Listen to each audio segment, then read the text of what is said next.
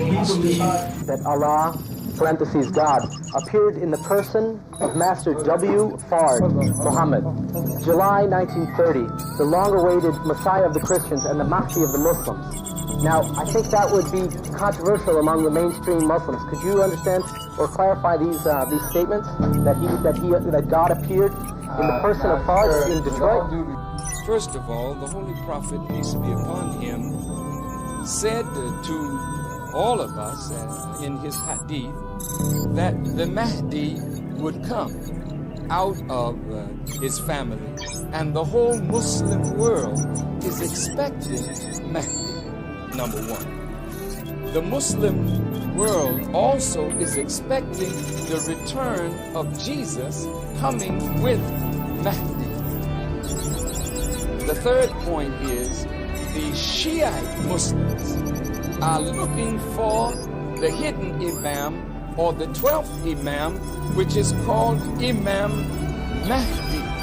And they thought that Ayatollah Khomeini was that Imam, but from his own lips, he said he was not Mahdi. Now, why does the Muslim Ummah need a Mahdi? The Mahdi is a guide.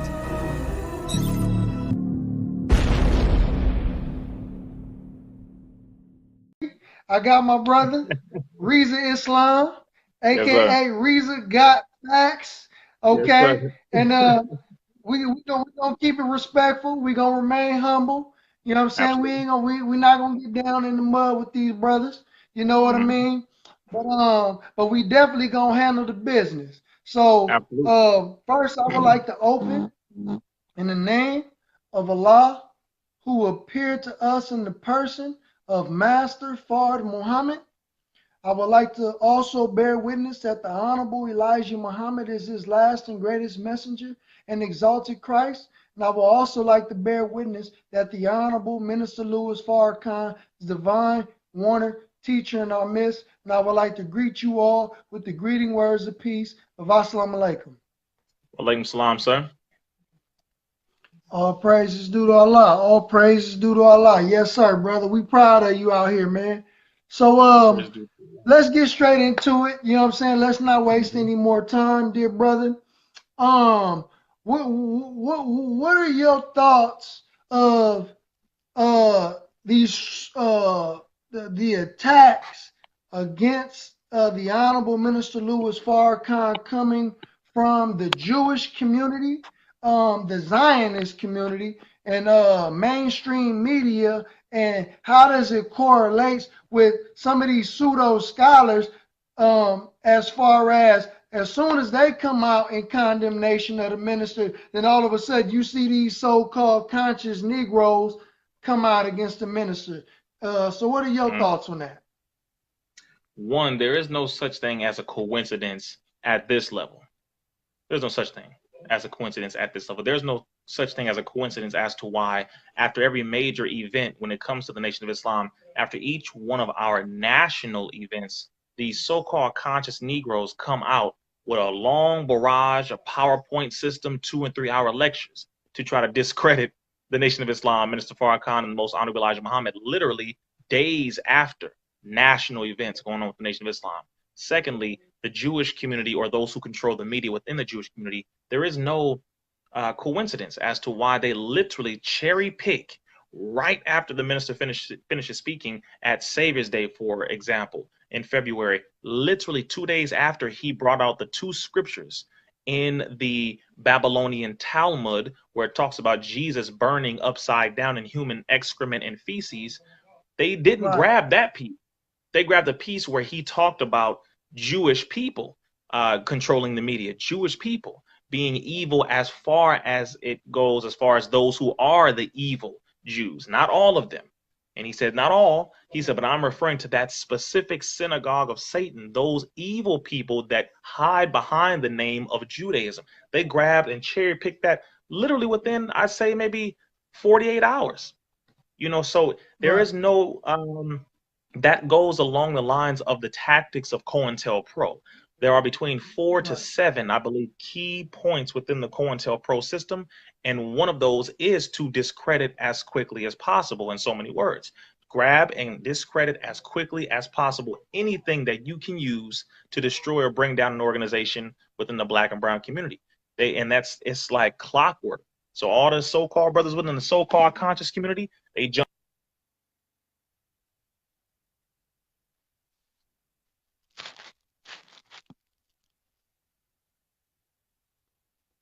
Connection's a little bad, family. Just hang tight.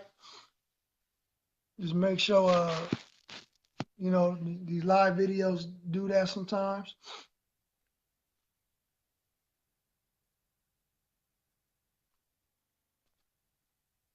All There right, you can you hear me? go. There you go, dear brother. Yes, sir. All right, sorry about that. I don't know where what happened with the connection there though. So the last thing that I was saying here was, yeah, can you hear me? All right, right there, is that good? Yes, sir. Okay, so what I was saying was basically they're all following the system of COINTELPRO in 2018. They all follow the same steps. They all jump on the same wave. They all go along the same line, which is discredit the nation as quickly as possible by lies, by exaggerations, by cherry picking and grabbing sound bites that make them seem like they are evil and wicked when they are in fact not. So yeah, it's definitely looking like so-called agents, FBI agents in blackface working with the FBI to do the same thing that the open enemies do while they are being themselves covert enemies. It's all looking like it's very, very, very well orchestrated. Right. Yes, sir. It's kind of like a counter revolution to the actual revolution. Absolutely. Okay, so what are your thoughts for these brothers to be feeding the people misinformation, but they charging them $20, $30 just to watch a video with misinformation in it? What are your thoughts to that? Number one, that's extortion. Number one, you are extorting the people. Number two, you are scamming the people because the information is not original. It's not yours. It's not from you. Number three, it's recycled, meaning the information not only came from somebody else, but it was broadcasted to the people already with the hard work that was put together by someone else, and it was already charged to be seen already. So Right. you're talking about people who are extorting, they are scamming, and they are plagiarizing because a lot of the work that they so-called put together, they got from somebody else, but they don't cite their sources of who they got it from. So now they're taking credit for someone else's work. There's a lot of crazy stuff going on right now. And it's like, I don't think you should be charging people for that when it didn't come from you. It came from somebody else. You take credit for somebody else's work, and then you don't want to give it to the person who actually who you got it from, and then all of a sudden you mix that up and you twist it and skew it and you put lies in it to make it seem like the credible work validates the uncredible lies that you are trying to put on top as credible. It's real wicked the way that they manipulate this stuff. Right. And it's like, man, you think people don't see it just because you got these 2-hour lectures and the average person's mentality or their mindset cuts off around maybe 20 minutes. You think other people's mindset cuts off at 20 minutes? Brother, we studied it. And after about 15, 20 minutes, we start hearing the crap that they're saying. We're like, nah, no, we still ticking. We still, yeah, hey, we still grinding with you. Right. Well, we listen, like, no, that's not true. That's a lie. That's a lie. And they just keep going and lying and lying. And then, bro, and we taking all these notes, and it's like, no, we would not be charging that. Why are you charging $30 tip, bro? And my mind just goes to this. Okay, we don't charge when people come to the mosque. People come to the mosque and they hear a lot of information, facts, proof, history. We delve into heavy sciences, heavy everything, and then we give them the citation. We tell them where to get it from, which books it came out of, which books in the Quran, the Bible, historical data, all of this. We don't charge the people. Why are you charging the people? Not only that, but okay, if you say, I put all this work together, okay, what work did you actually put together? Because if you actually put it all together, then guess what? We understand. The third thing, and I believe Sa Netta said it beautifully. He said, The way we used to do it, we would charge people, but it would be in person.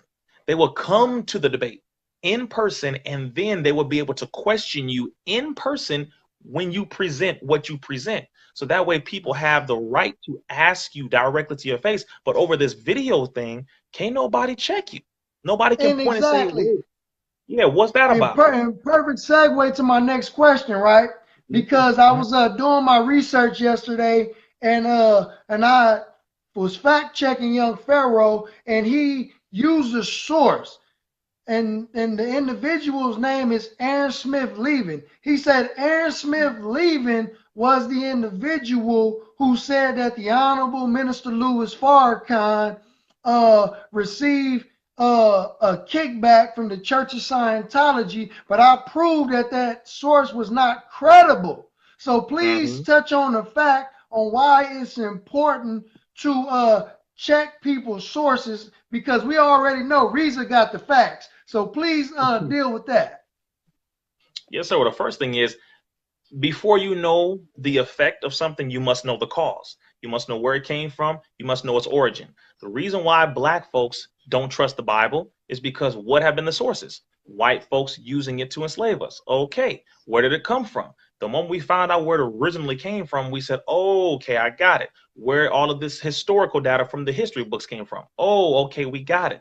Things have been skewed and they have misled us for hundreds of years through the history books, through the science books, through everything. So now we need to know what are the sources so that when we go, we can check for ourselves. That's the only reason why you give sources, so that the person can take it for themselves. But if you don't give sources, then that means you want a person to worship you. You want a person to go to you. You want a person to bow down to you. And you don't want anyone to have a free thinking mentality. You want to create a slave.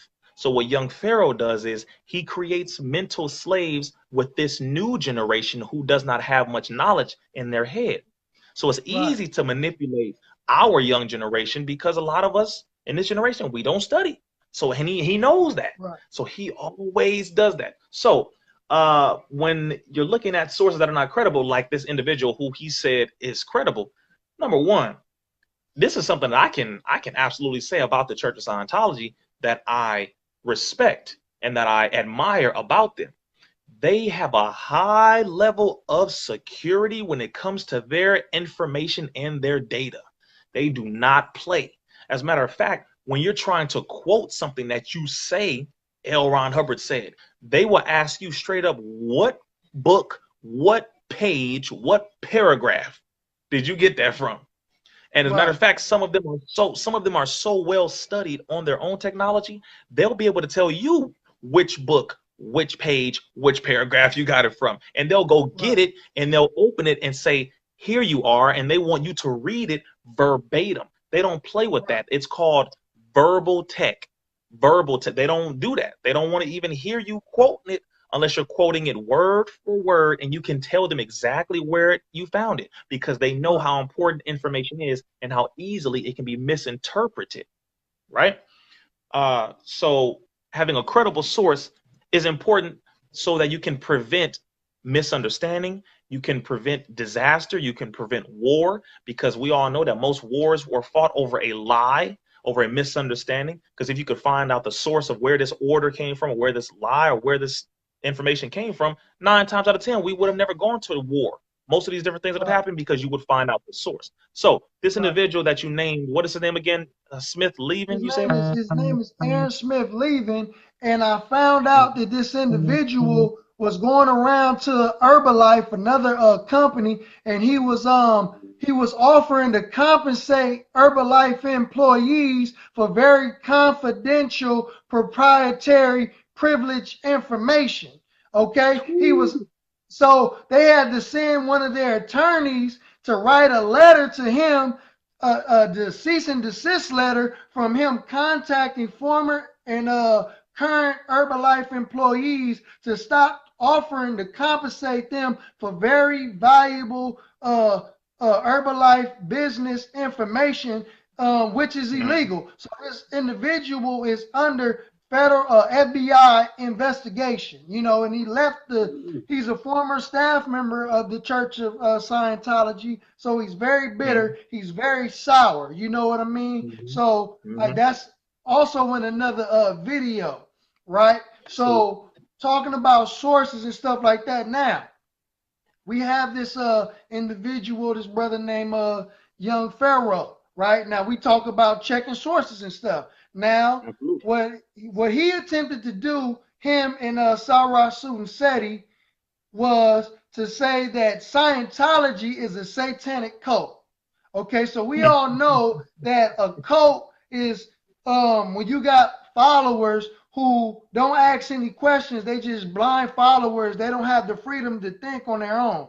That's more like young Pharoah and SETI's followers, but they say that the Scientology is a satanic cult. So my question to them is, you being someone growing up in Scientology, is there Satanism in any of the Dianetic literature dealing with Dianetics? We're not really talking about just the Scientology religious doctrine, but Dianetics, because that's what the Nation of Islam is dealing with. Have you seen Satanism in any of the Dianetic literature? Beautiful question, and to not waste any time whatsoever, I'm going to say absolutely not, and that is because I've been studying it for years, brother, and from the beginning to the end, there is no such thing as Satanism in Dianetics. There's no such thing. I haven't read anything in that book, brother.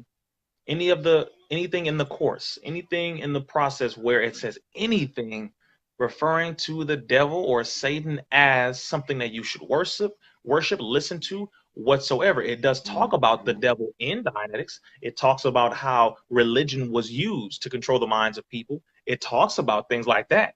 See, it validates the truth.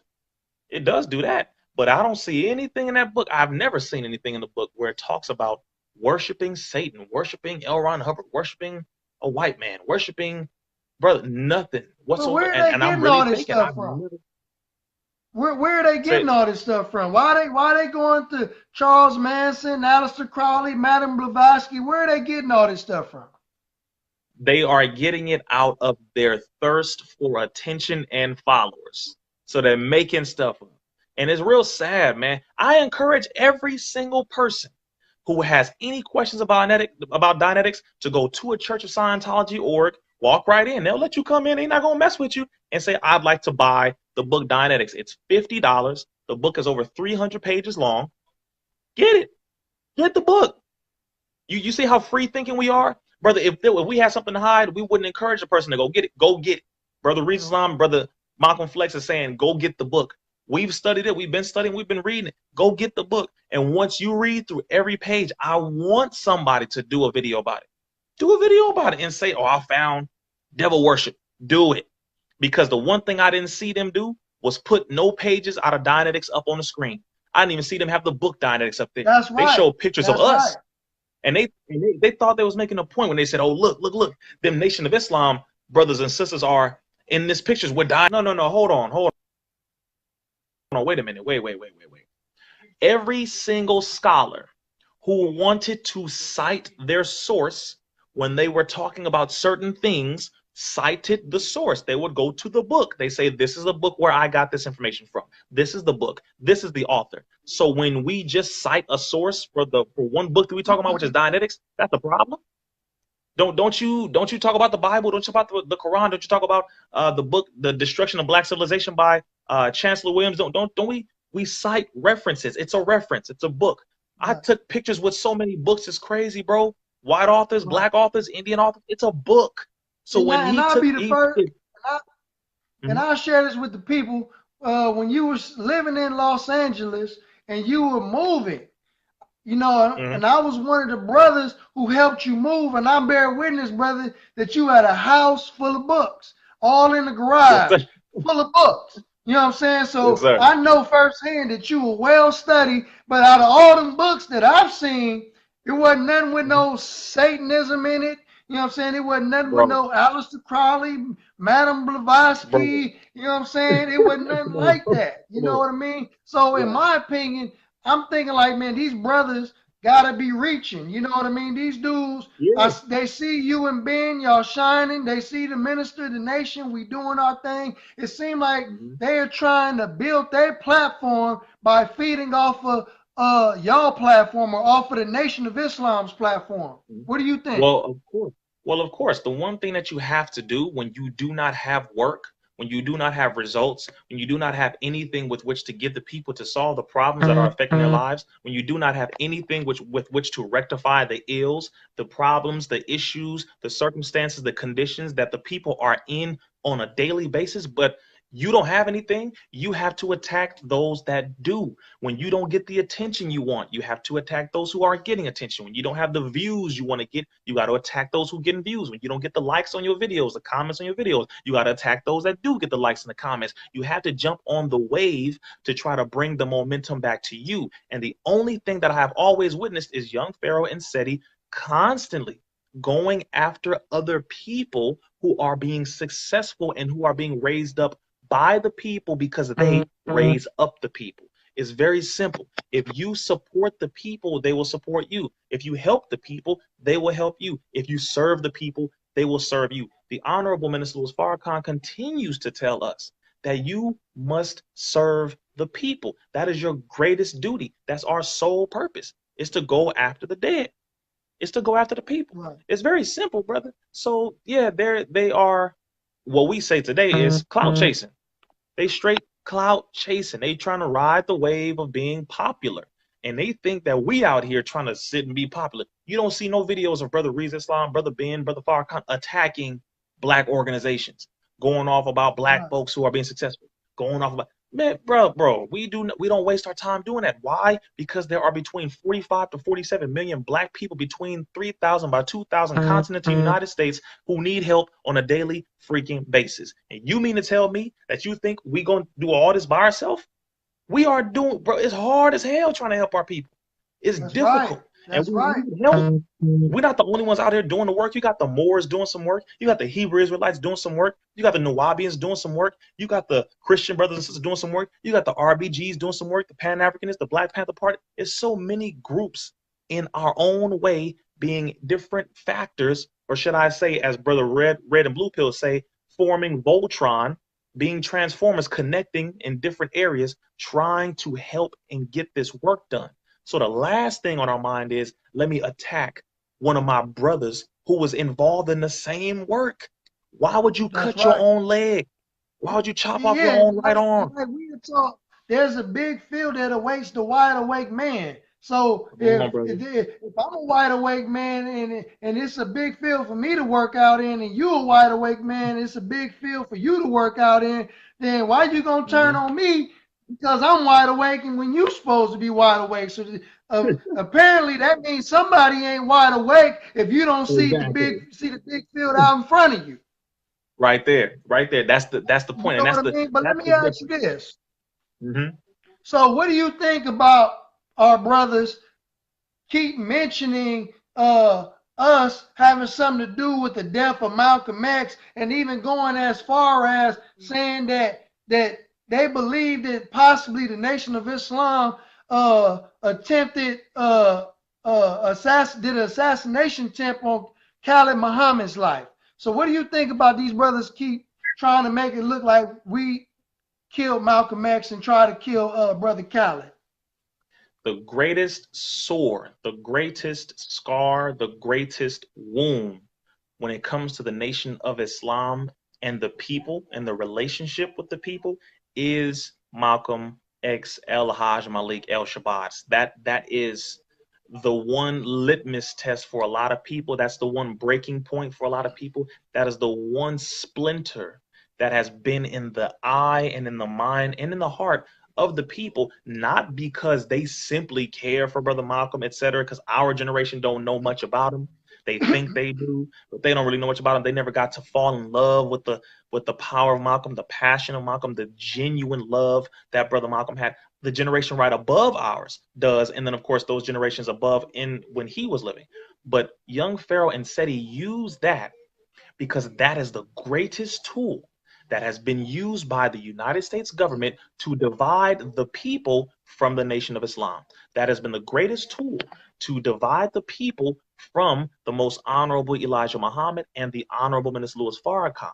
That has been the greatest tool to push the people away from this organization and group that has been the #1 most successful in raising them, not the only successful, but the #1.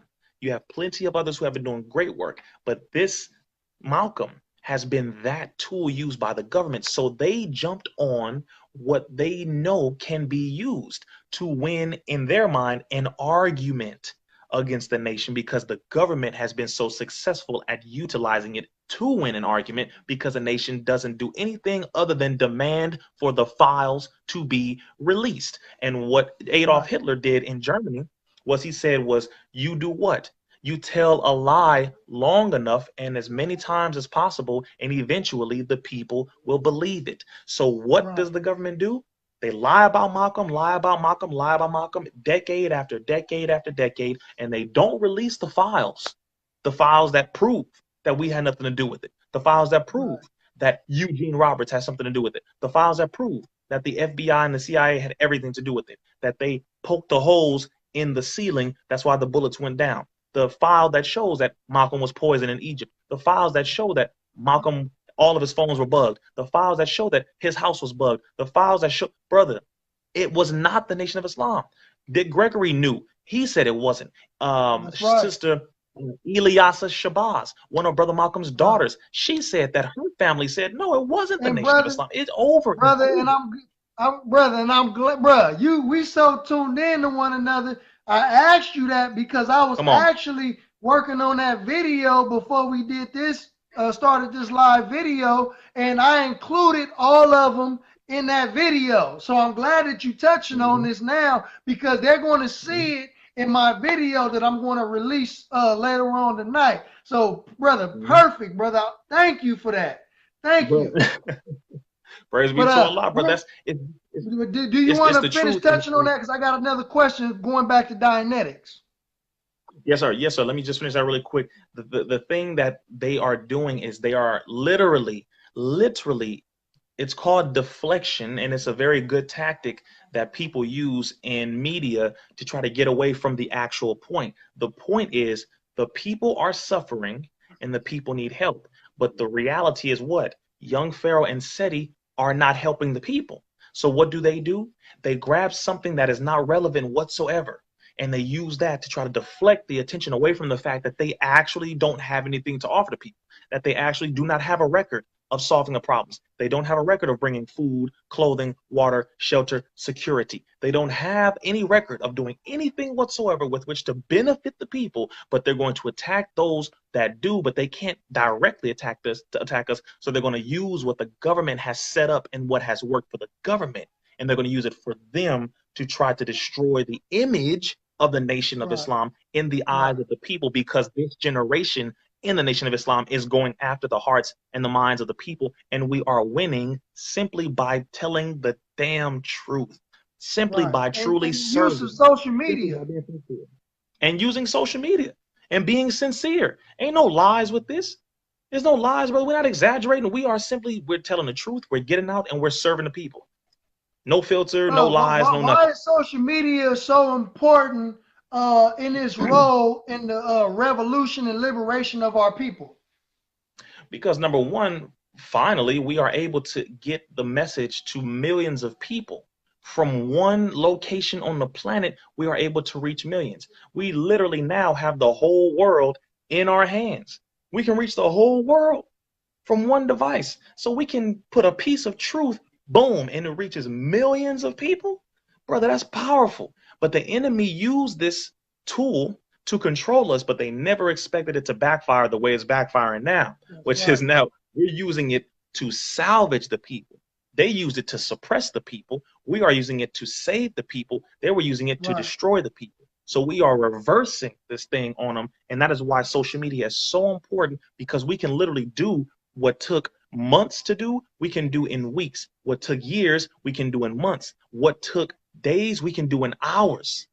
is so important, brother. That's why the Honorable Minister Louis Farrakhan said to use the tool of social media. Use it. He said it is a very great tool to use if used properly, but if used improperly, it will give you a lot of grief. So we need to use this properly, brother, and we cannot play with the hearts and the minds of the people, especially not today when they need the most help. You can't sit here and be talking about Malcolm X as though you lived the life that Malcolm was teaching. You can't say Malcolm X as though you are not smoking, which he didn't like. You can't say Malcolm X as though you're not eating pork, which he didn't like. You can't say Malcolm X when you're literally doing all of the things that he himself fought against. Who are you defending? And not only that, but there would be no Malcolm X without the most honorable Elijah Muhammad. Literally, there is no such thing. He was called Malcolm Little. And it wasn't until he studied the teachings of the most honorable Elijah Muhammad that he received his X when he got out of prison. The most honorable Elijah Muhammad helped him with that. He got out and he met with this man who he called his father, and he learned everything from him. And he resurrected this man from being a dead Negro. He was asleep. He was Lazarus. So he resurrected him and he became Malcolm X because he was given the X by the most honorable Elijah Muhammad. I find it funny that they love our leaders when they are no longer in the nation. So if Dr. Wesley and Brother Nuri and Minister Farrakhan lead a nation, that means you're going to be a follower of them too then, right?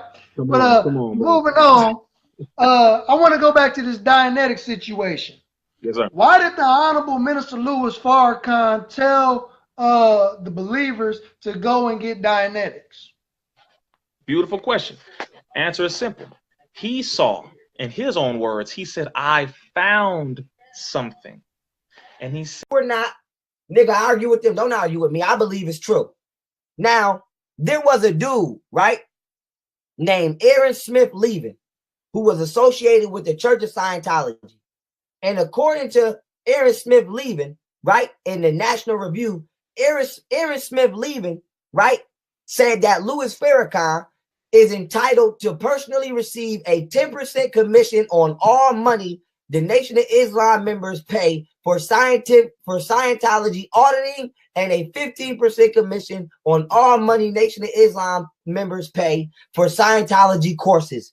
I don't know what Farrakhan's compensation plan is within the Nation of Islam, but having 40,000 plus Nation of Islam members, the relationship between the Nation of Islam and the Church of Scientology, Farrakhan stands to earn an awful lot of cash. I believe that. I don't think the National Review will post some shit like that slanderous. Assalamu alaikum, family. This is your brother Malcolm Flex, and I'm back with some more research. There was a claim made by brother Young Pharoah, and the brother mentioned a man by the name of Aaron Smith Levin, whom he used as his primary source to say and accuse the Honorable Minister Louis Farrakhan of receiving millions of dollars in kickback from the Church of Scientology. So I did this research, and I just want to show you all what type of man Aaron Smith Levin is and what type of source that Young Pharoah is getting his information from. So right here is a video, and here's a quote from his sister-in-law right here. Okay, as you can read. And I'm going to play some of this video, and then I'm going to read some of the bottom commentary. I've seen Aaron snap at Heather. I've seen Aaron snap at the kids, his kids. He seemed to just kind of would explode kind of hostilely towards her.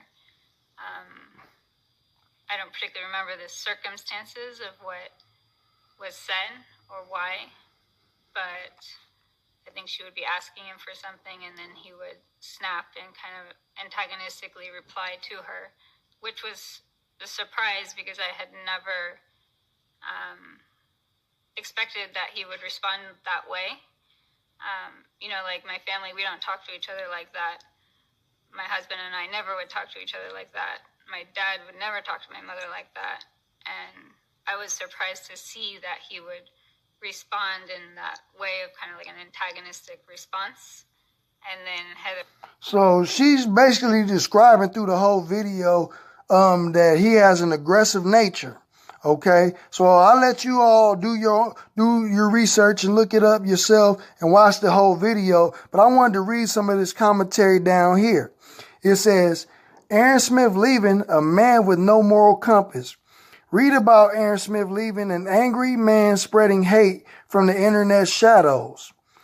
An expelled former staff member of the Church of Scientology, Aaron Smith leaving is a bitter, vindictive, and at times a violent man. So you dealing with a man that's sour right now. These dudes are referencing a man that's salty and that's bitter right now. Okay? Nobody that's just in their right mind state at this point. So let's read further.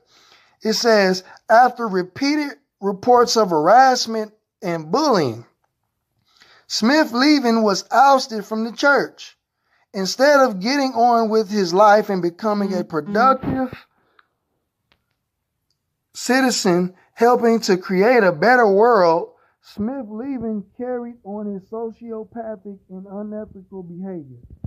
Smith leaving currently makes a living via a house flipping business, hiring ex-convicts and Mike Rinder to do the work as his house painting underling.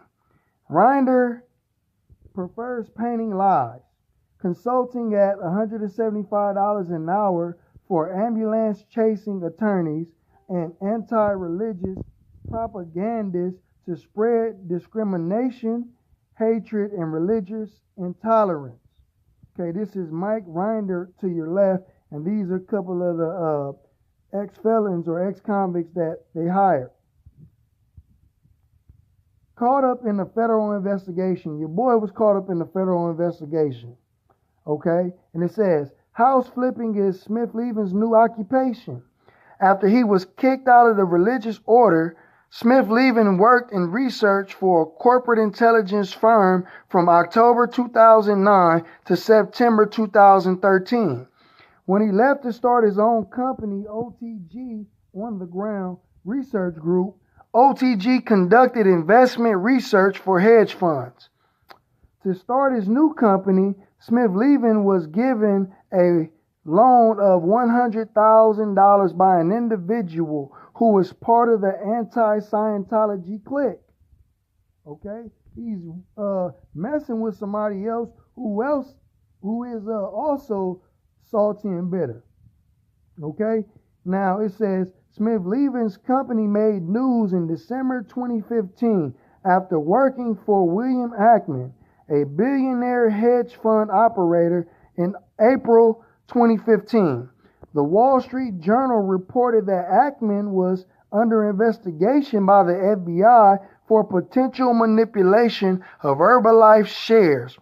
The article states that prosecutors in the Manhattan U.S. Attorney's Office and New York field office of the FBI are investigating whether people, including some hired by Mr. Ackman, made false statements about Herbalife's business model to regulators and others in order to spur investigations into the company and lower its stock price. The article went on to state, the criminal investigation into potential market manipulation is pursuing multiple lines of inquiry. One area of focus, however, is the work of a consultant, Aaron Smith leaving, who helped with the March presentation. People familiar with the matter said he was commissioned by Mr. Ackman and his fund to scrutinize Herbalife's business in China. Okay? And it has in big quotes right here. The criminal investigation into potential market manipulation is pursuing multiple lines of inquiry. One area of focus, however, is the work of a consultant, Aaron Smith leaving. Okay? Now it says right here on Fox, Herbalife attorney lobs threat at Ackman team over research tactics. Okay, why is that? Well, we're about to find out. An attorney for Herbalife, Barry Goldsmith of the prestigious law firm Gibson, Dunn & Crutcher, wrote to Smith leaving sounds like a Jewish name anyway, wrote to Smith leaving putting him on notice to immediately stop offering to compensate Herbalife employees. He put him on notice to immediately stop offering to compensate Herbalife employees if they illegally provide him with confidential, proprietary, and privileged information belonging to the company. Okay? He was put on notice to immediately stop offering to compensate Herbalife employees if they illegally provided him with confidential, proprietary, and privileged information belonging to the company. Young Pharoah, this is the type of individual that you are quoting. You are not getting your information from a credible source, because he is a known individual to try to illegally compensate people for confidential and privileged information. So how can we trust Aaron Smith leaving? How can we trust you, young Pharoah? Okay? But we're going to continue, because I'm going to show you the actual letter from the attorney. It says, in the letter, Goldsmith called Smith leaving's actions extremely troubling. He wrote, your last research project, which you conducted on behalf of Mr. Ackman as part of his campaign against Herbalife, reached erroneous conclusions and was premised upon false and fabricated information. It is clear that your latest endeavors are simply continuations of this campaign, which, as I am sure you are aware, is reportedly under criminal investigation by the Department of Justice and the FBI. Okay? And here's the actual letter, family, putting them on notice. It states right here, December 8th, 2015, via mail and Federal Express, right? And it says, improper solicitation of confidential, proprietary, and privileged information. Somebody put him on blast for the tactics that he was trying to use. Okay? It says, Dear Mr. Smith leaving, I am outside counsel to Herbalife Limited. You have been contacting current and former Herbalife employees and offering to compensate them in return for confidential, proprietary, and privileged information belonging to Herbalife. This includes sending unsolicited emails to individuals, private email and social media accounts, both inside and outside of the United States. Your improper conduct on behalf of William Ackman and his hedge fund, Pershing Square Capital Management, is extremely troubling, and I request that you immediately cease any communication with any current Herbalife employee and instead contact me if you wish to seek any information from Herbalife or any of its employees. Your last research project, which you conducted on behalf of Mr. Ackman as part of his campaign against Herbalife, reached erroneous conclusions and was premised upon false and fabricated information. It is clear that your latest endeavors are simply continuations of this campaign, which, as I am sure you are aware, is reportedly under criminal investigation by the Department of Justice and the FBI. Therefore, again, I ask that you immediately stop your persistent and unwelcome attempts to secure confidential, proprietary, and privileged information from Herbalife's current employees. As for Herbalife's former employees, please know that Herbalife will exercise in full all of its legal rights to protect the confidential, proprietary, and privileged information that you are seeking to obtain. Verily, very truly yours, Barry Goldsmith. Okay? letter to Smith-Levin putting him on notice that his endeavors are reportedly under criminal investigation by the Department of Justice and the FBI. Family, and this is where we have to check pseudo scholarship sources, because we will let anybody slide by with bootleg information and trying to pass it off as true information. This is young Pharaoh's primary source right here. Okay? And he's mad at the nation from getting Dianetics from white people, but he's getting false information from white people himself. And I just want to call hypocrisy when I see it. So, dear family, I'm going to leave you with that. Drop this gem on you. With that, I greet you all with the greeting words of peace. Assalamu alaikum.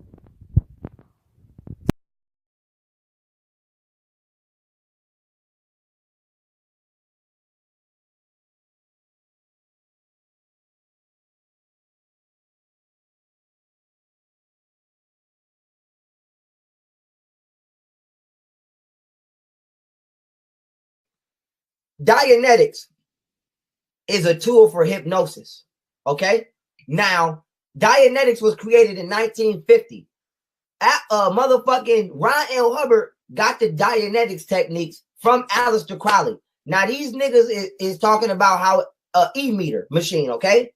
Now, before there was an e-meter, the Dianetics process was done through whatchamacallit, actual interaction between human and human via hypnosis. And they was going into people's motherfucking minds and subconscious memories and getting deep stored events and then using them to blackmail motherfuckers. Now, what they did was they created a machine that can perform this process on a higher level than a human.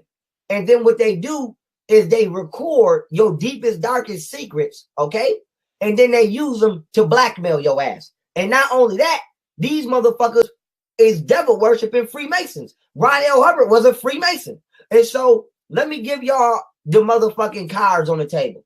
These niggas is trying to present to you this shit like it's like they trying to present to you an evil deed in an angelic light. And this is what I mean by that. These niggas talking about some, oh, it can heal you. Let these people go in your mind. Nigga, you can heal you. You can heal you. You don't need these niggas. Let me tell you something. I ain't gonna say no crimes on here, but nigga, I was living that life. And you know what healed me? Developing a love for my people. I didn't need no motherfucking Scientologist to convince me to stop selling drugs. All I needed was a little knowledge itself and some love for my people, and I did that on my own, motherfucker. And so let me tell you something why this is important. Not only don't you need them to heal you, you don't need them in your business. Because if you let these people in your mind, what if you shot a motherfucker? Young Pharaoh tried to break down what Dianetics is and how it is used. Okay? Now, I'm going to read to you the definition of it, then I'm going to explain how it is used. Okay? So when you look at my screen, I'm going to read the definition.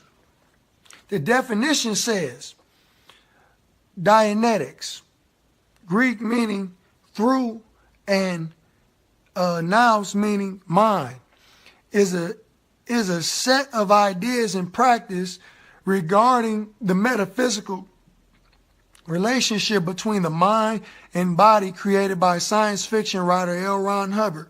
Dianetics is practiced by followers of Scientology in the Nation of Islam as of 2010, an independent Dianetics group. An independent Dianetics group. So, but you trying to bunch us up with Scientology. Dianetics divides the mind into three parts: the conscious analytical mind, the subconscious reactive mind, and the somatic mind. The goal of Dianetics is to erase the content of the reactive mind, which Scientologists believe interferes with the person's ethics, awareness, happiness, and sanity. The Dianetics procedure to achieve this erasure is called auditing. In auditing, the Dianetic auditor asks a series of questions for commands and elicits answers to help a person locate and deal with the painful experience of the past, which Scientologists believe to be the content of the reactive mind. Okay?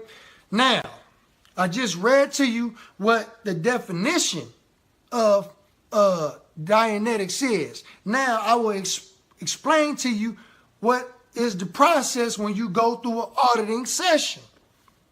Okay? When you're sitting in an auditing session, young Pharoah and Sara Suten said it. This is elementary school. I heard young Pharoah said in this video, auditing is a form of hypnosis. Wrong. You're emphatically wrong. And that what you said was false. Okay? Auditing has nothing to do with hypnotism. You are not being hypnotized in the auditing session. It's not psychiatry or nothing like that. This is auditing. And auditing works like this. You are sitting across from an auditor. Okay? Somebody who's a professional who's trained in auditing. Okay? You were sitting there just with your eyes closed. And all they are doing is asking you to go back in your past and remember some of your painful memories. Okay? And then all they want to know is, how did you feel during that experience? What were your thoughts? You know what I'm saying? What did you see? What did you smell? What did you hear in that situation? Okay? And then they do that and they bring you back to present time. Okay? Because when you go through a painful experience, the whole experience with the things that you see, the things that you hear, the things that you smell, you know what I'm saying? Your brain takes in the whole experience.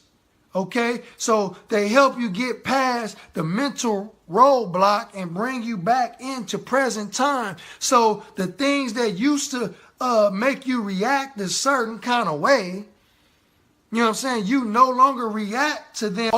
When you're in the auditing session, the auditor is not doing nothing. All he's doing is asking you a few questions, but you, the person that's being audited, is doing all of the talking.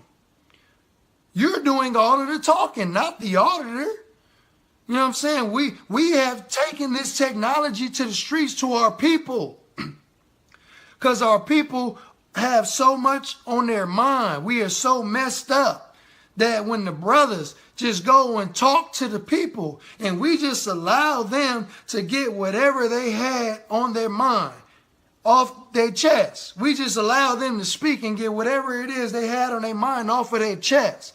And after they talk to us and say what they need to say, they feel way better. They leave the confrontation, because that's all they're doing is confronting themselves. After they leave that experience, our people feel way better. The manner that you normally do, and that's why they call it the reactive mind, because something stimulates your brain. Something in the past that happened stimulates your brain to make you react to a certain situation that you wouldn't normally react to. Okay? For instance, if somebody beat you up and take your lunch money, somebody that was a black man that was bigger than you beat you up and take your lunch money. So every time you see a big black dude, you think he's about to come and bully you. So you react to him as if you reacted to the dude 20, 30 years ago who beat you up and jacked you for your lunch money. So it teaches you and allows you not to react to this individual because that person may not be there to harm you. That's what auditing is for. Okay? And I bear witness that it works because I've been audited. And y'all claim that he received $3 million from the church and he's getting 10% for this and 15% for that. Well, let me show you how we deal with that. The Nation of Islam and Islam in general, the Holy Quran deals with contracts. If the Muslims engage in any type of business endeavor, especially dealing with greetings and assalamu alaikum. This is your brother Malcolm Flex back with another one. I'm back on these dudes' head again. I'm back on their heads. You know, they want to come at the nation. They want to come at the Honorable Minister Louis Farrakhan. They want to come at my brothers and be disrespectful. And I want a response to a point that was made. So first I would like to open in the name of Allah, who appeared to us in the person of Master Pharoah Muhammad.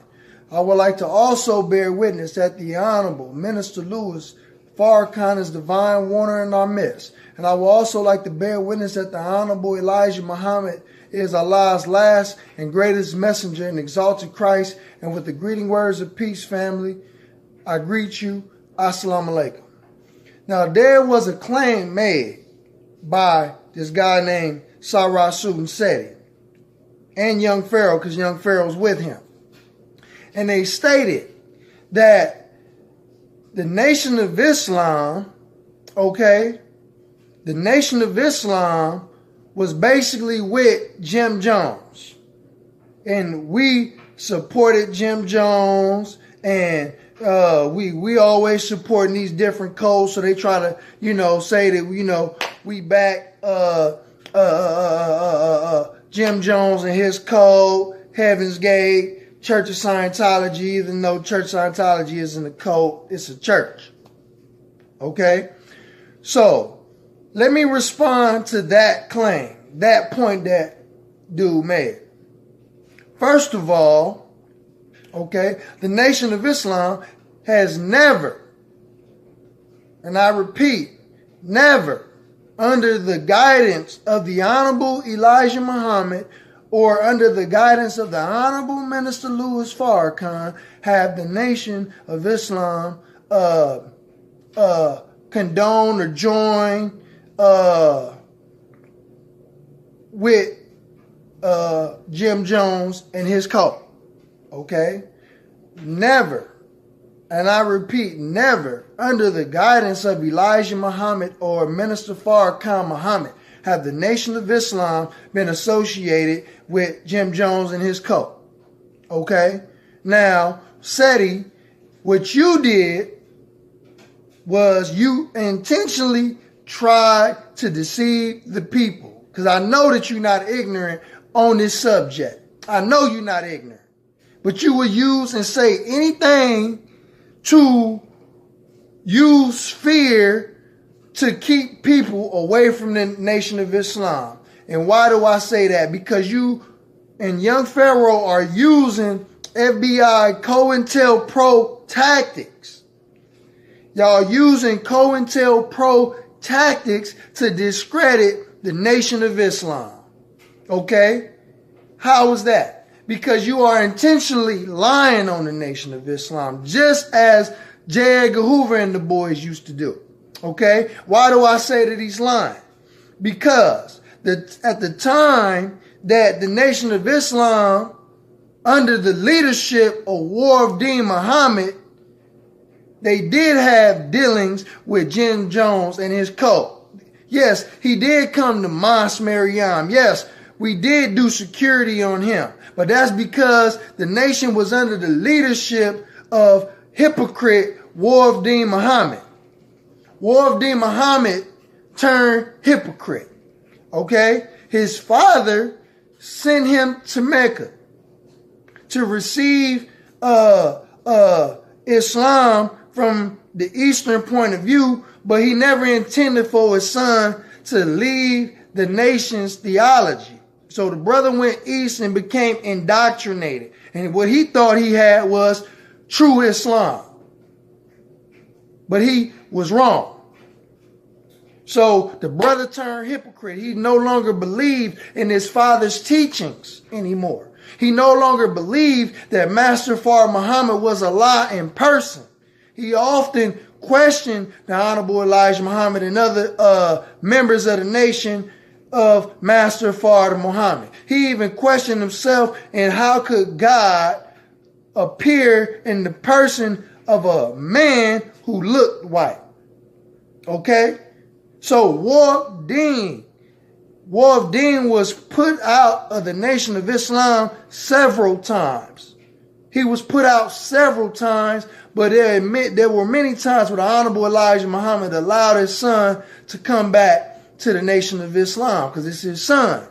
Although his son didn't believe like his father believed. Okay? And the brother said many times that, that I'm willing to exalt my dad. You know what I'm saying? My father, him being a black man instead of a man who looked white. Many things that I hear SEti repeating. I hear SEti repeating this fact, saying that, I'd rather put Elijah Muhammad on the wall instead of, in his words, Fraud Muhammad, but his real name is Master Father Muhammad. Put some respect on his name, SEti. Okay? I know you're not ignorant to this fact, because I hear you repeating the same thing that Wolf Dean said, the hypocrite. So if you're repeating what a hypocrite said, Malcolm turned hypocrite. You always quoting Malcolm and talking about Malcolm. Khaled turned hypocrite. You always talking about Brother Khaled, although we still love these individuals, but that still don't make you not a hypocrite, because you just as big as a hypocrite. Okay? And you constantly repeating what Wolf Dean said, so I know you're not ignorant to this subject. Okay? But a lot of people don't know that after the Honorable Elijah Muhammad made his departure, Wolf Dean took leadership, right? Although many of those said that Minister Farrakhan should have been the leader. That's who the Honorable Elijah Muhammad selected himself, was the Honorable Minister Louis Farrakhan. But the minister was so humble. He was so humble and he was so peaceful that he didn't want it to be an all-out civil war in the Nation of Islam behind who takes the seat of the Honorable Elijah Muhammad in his departure. Facts. Do the research. It don't even take a whole lot of research and study to learn what I'm saying. Just ask damn near anybody in the nation, and they can tell you this. The minister didn't want to create a civil war between different factions of the Nation of Islam. If he would have took the rightful place that the Honorable Elijah Muhammad allowed him, decreed for him to have. So by Wolf Dean being his son, he knew that there was favoritism in the ranks. He knew that they would try to kill him if he stood up and he said something against Wolf Dean. So the minister humbly bowed out. Not bowed down, he bowed out, he stepped back, and did what a true servant of Allah and a true follower of the Honorable Elijah Muhammad would do, and just wait his turn. Okay? And to see everything unfold. And everything did unfold. Okay? There are reports from believers who were there prior to 75 saying that probably not even more than 3 months after the Honorable Elijah Muhammad made his departure, Wolf Dean had white people coming into the mosque. Okay? He was bringing in white people into the mosque. It wasn't the doing of the Honorable Elijah Muhammad, the Honorable Minister Louis Farrakhan. That was his hypocrite son, Wolf Dean Muhammad. Facts. Okay? So during the time where the Nation of Islam was associated with Jim Jones, they were under the leadership of Wolf Dean Muhammad. Wolf Dean Muhammad not only did that, but he also changed the name of the Nation of Islam. Not only did he do that, the $80 million empire that the Honorable Elijah Muhammad built, which is worth a lot of money today, $80 million back then is worth more today than it did then. Okay? He destroyed a whole economic empire that the Honorable Elijah Muhammad created. He had an $80 million empire. He had farms. He had a bank. He had restaurants. He had the Muhammad Speaks newspaper. They had apartments, housing. Okay, they had many different programs for our people. That's why a lot of people were joining the Nation of Islam under the tutelage of the Honorable Elijah Muhammad. And what happened? His hypocrite son went and destroyed all of that. Locked up the messenger's books. The Honorable Minister Louis Farrakhan had to pay, I believe, like $50,000 or something, to maybe more, to get all the messenger's books back. They had it locked up in the safe. Okay?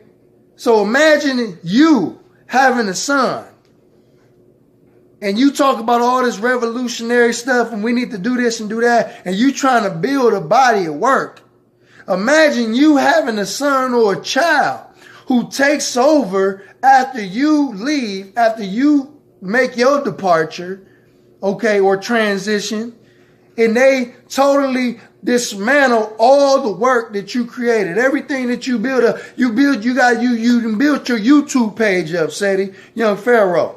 Y'all done built your YouTube page up, got 100,000 subscribers. Imagine your son come taking over after you and just destroyed all the work that you did. You're going to be pissed off too. You're going to be pissed off too. Okay? But the Honorable Minister Louis Farrakhan seen it going left and said, nah, I'm going to rebuild the Nation of Islam back to the state that the Honorable Elijah Muhammad left it, because I know what he wanted. He never changed the name. He never was allowing white people to come into the mosque. He never was associated with people like Jim Jones. The Honorable Elijah Muhammad never told the KKK to come to Savior's Day. That was Malcolm's doing. That was Brother Malcolm X's doing. That wasn't the Honorable Elijah Muhammad's doing. And when he found out what Malcolm did, he was highly upset with Malcolm X. Yeah, Malcolm had a point, with, them wanting segregation just like they want separation just like we want separation. Yeah, we can agree on that point with the enemy. Yeah, let's separate.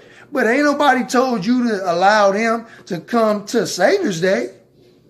So don't put that on the Honorable Elijah Muhammad. That was Malcolm's doing it before he turned hypocrite. Okay? So if you dudes want to uphold the hypocrisy of individuals, if you want to hold them up and put them on your wall in the state of hypocrisy, bruh, then you a hypocrite too.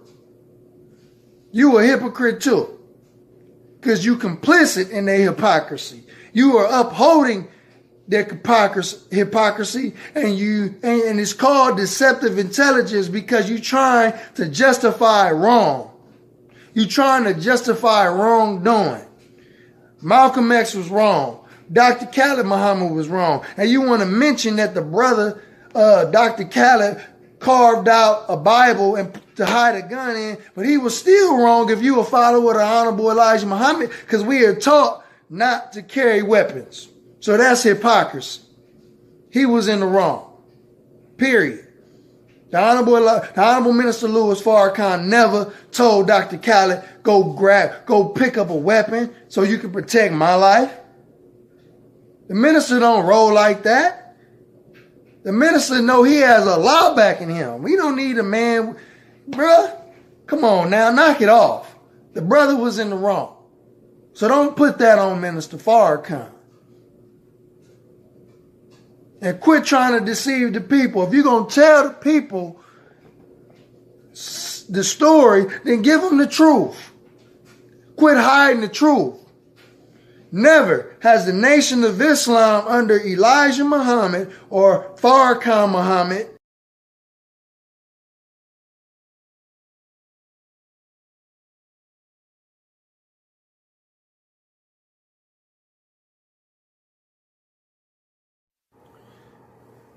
Assalamu alaikum.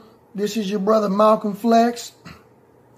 And I'm back again because I want to clear the names of the Honorable Elijah Muhammad and the Honorable Minister Louis Farrakhan. Because there is constant claims that the Honorable Elijah Muhammad, the Honorable Minister Louis Farrakhan had our dear brother Malcolm X assassinated. Okay?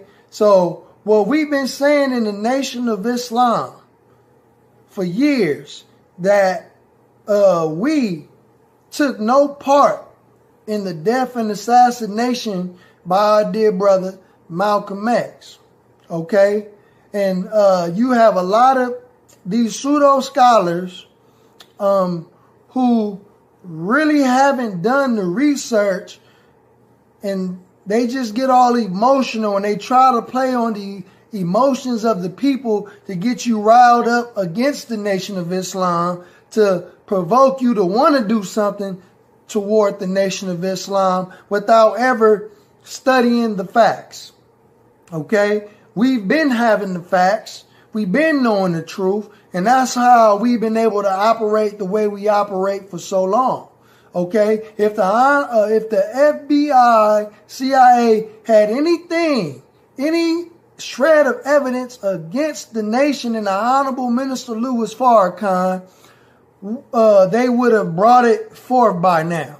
But the Honorable Minister Louis Farrakhan had petitioned the FBI, the CIA, to reveal all the records that they had on our brother Malcolm X. Okay? Our minister, the Honorable Minister Louis Farrakhan, have made statements in the past, and people have chopped it up and taken clips out of his video lectures to say, here, look, yeah, he did it. Listen to what he's saying.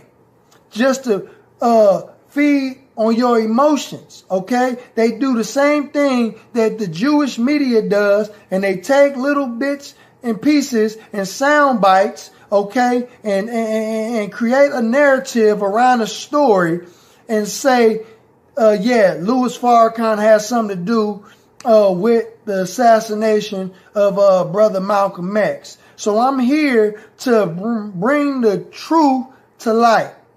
Okay? I'm here to make it clear and make it plain to you. You know what I'm saying? That the Nation of Islam did not have any involvement in the death of brother Malcolm X. Okay? We have, and a lot of people don't even know why Malcolm was even upset with the Honorable Elijah Muhammad. Okay? Brother Malcolm X was upset with the Honorable Elijah Muhammad because there was a sister who he came into the nation with named Sister Evelyn. That was his girlfriend. Okay? This is documented. And the brother, after he came into the nation, instead of marrying Sister Evelyn, he married Sister Betty Shabazz. Okay? He overlooked 3 other women, but Sister Evelyn was upset with the brother. She had a beef with the brother because, you know, they were girlfriend and boyfriend and slept around with one another. But instead of brother Malcolm choosing Sister Evelyn, he chose Sister Betty Shabazz.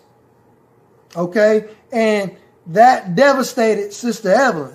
Okay? After brother Malcolm X got married to Sister Betty. Okay? So after they got married, the Honorable Elijah Muhammad married Sister Evelyn, and they had a child.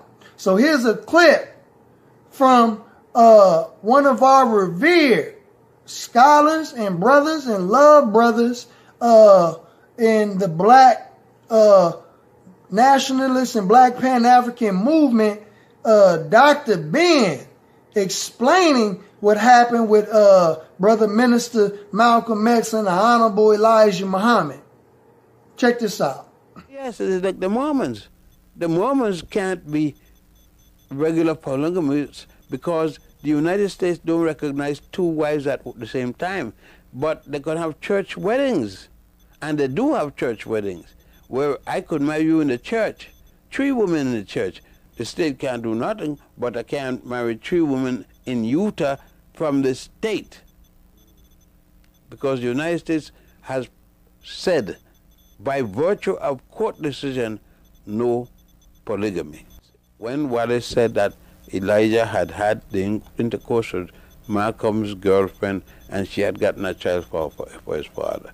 That's when the thing started. As to whether or not anything else happened, that's the first time, and it remained dominant in Malcolm's mind. That the minister had lost his trust. He had lost his trust in the minister when the minister did that. If we get not that. When Wallace said that Elijah had the intercourse with Malcolm's girlfriend and she had gotten a child for his father, that's when the thing started. As to whether or not anything else happened, that's the first time, and it remained dominant in Malcolm's mind. That the minister had lost his trust. He had lost his trust in the minister when the minister did that. If we get not that. Assalamu alaikum. This is your brother Malcolm Flex, and we back with another exclusive. With this one, I just wanted to clear the name of the Honorable Elijah Muhammad and the Nation of Islam, because there's a lot of rumors going around, you know, that was inspired by the enemy, the FBI, the CIA, because there's a battle over the hearts and minds of the people. But we have these same pseudo scholars in the black community going around repeating and regurgitating the same lies and propaganda that is told by our enemy concerning our dear brother Malcolm X, the Honorable Elijah Muhammad, and the Nation of Islam. Okay? But what these so-called scholars, these pseudo scholars, failed to tell you, I don't know if they don't know and just didn't do the research, or they are lying intentionally, but they failed to tell the people why Brother Malcolm was really upset with the Honorable Elijah Muhammad. And I just got through playing a clip for you by our dear brother Dr. Ben, revealing why he thinks Malcolm was really upset with the Honorable Elijah Muhammad. And I was dealing with our Sister Evelyn, who was the wife of the Honorable Elijah Muhammad. Sister Evelyn came into the Nation of Islam with Brother Malcolm. They were boyfriend and girlfriends, okay? But Malcolm X did not marry Sister Evelyn. Instead, he chose Sister Betty Shabazz. And after Brother Malcolm married Sister Betty Shabazz, Sister Evelyn was devastated. Therefore, the Honorable Elijah Muhammad ended up making her one of his wives, and they had a child together, and that enraged and infuriated Brother Malcolm X. So I will reveal and read a letter written by Brother Malcolm revealing his domestic life to the Honorable Elijah Muhammad. So here's the documentation that I'm about to read. I won't read the whole thing because it's 5 pages long, but I will read the important parts that are necessary in this context, okay? So I'm going to open in the name of Allah, but I'm going to skip down to the 2nd and 3rd paragraphs, and then I'm going to skip to the 3rd paragraph on the 2nd page. Assalamu alaikum. In the name of Allah, the Beneficent, the Merciful, to whom all praise is due, whom we forever thank for giving us the most honorable Elijah Muhammad. Okay, we'll skip down the 2nd paragraph. Brother said, I did not give you all the facts on my domestic affairs. You once told me that you judge according to the facts presented to you, and not all of us do that. We have that problem, ain't that right? But let's continue. Thinking that as a man, a Muslim, and as a minister, that I was automatically responsible to blame for whatever condition my domestic affairs had fallen to. I in no way said anything at any time to make my wife look bad or to make her look to blame. But in attempting to carry the complete load with no explanation whatsoever of what made me act as I have, I now see would be doing myself some injustice. I have never made love to Sister Lucille nor to Minister Robert's sister, Betty Sue. I did propose marriage to Sister Betty Sue, but never made love to her, nor do I think that I ever even told her that I loved her. My proposal was governed by a suggestion to me, but when I've learned it to be only a suggestion, I quickly tried to get out of it, for which I recognized my error in building her hopes. Of the above sisters, Sister Evelyn is the only one who had a legitimate beef against me. Why? Because I was his former girlfriend. That's the woman who he slept with. So when brother married Sister Betty Shabazz, Sister Evelyn was devastated. Okay? And it says, and I do bear witness that if she complains, she is justified. Brother Malcolm's words. And also Betty Sue for me breaking my word. Okay, so I'm going to skip down to the 3rd chapter on the 2nd page to show you where the brother chose up and why he chose up on Sister Betty Shabazz instead of Sister Evelyn. It reads, so I decided to get married. I didn't marry on the spur of the moment. I deliberated long and selected carefully. I chose Betty over the others for many reasons. And even right now, I think she beats all the rest of them. She was physically young, strong, near my height, looked something like me, and seemed to be able to produce children that would be strong and resemble us both. Plus, she seemed intelligent and had training qualifications that could be helpful to me in my work. And she was the darkest of the three. She, Betty Sue, and Evelyn. And I don't go too much for real light women as a wife. So there's actual documentation showing where Brother Malcolm X was revealing his domestic life to the Honorable Elijah Muhammad. Okay. And he's explaining to him why he didn't want to marry Sister Evelyn and he chose Sister Betty Shabazz. Okay. So I'm going to show you a video of our dear Sister Evelyn, who was married to the Honorable Elijah Muhammad. Sister Evelyn, would you just say a quick word? We only have 10 minutes on the satellite. Assalamu alaikum. Brothers and sisters, I just want to say that all the years that I worked with the Honorable Elijah Muhammad before he asked me to be his wife, there was never any kind of out of turn words, no sexual harassment. He treated us with the highest form of dignity and respect. When he came to me and asked me to be his wife, he sat down, as our beloved Brother Minister Pharoah said, and opened the Holy Quran to the place where it dealt with the wives. He loved his wife, Sister Clara Muhammad, and his children. But he said Allah was forcing him to do this for future generations.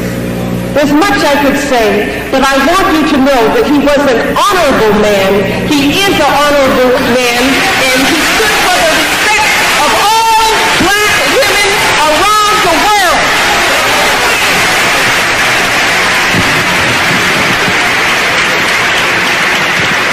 This is his daughter from Sister Evelyn Muhammad, the one you saw in the movie that Evelyn was holding in her arm. This is the daughter.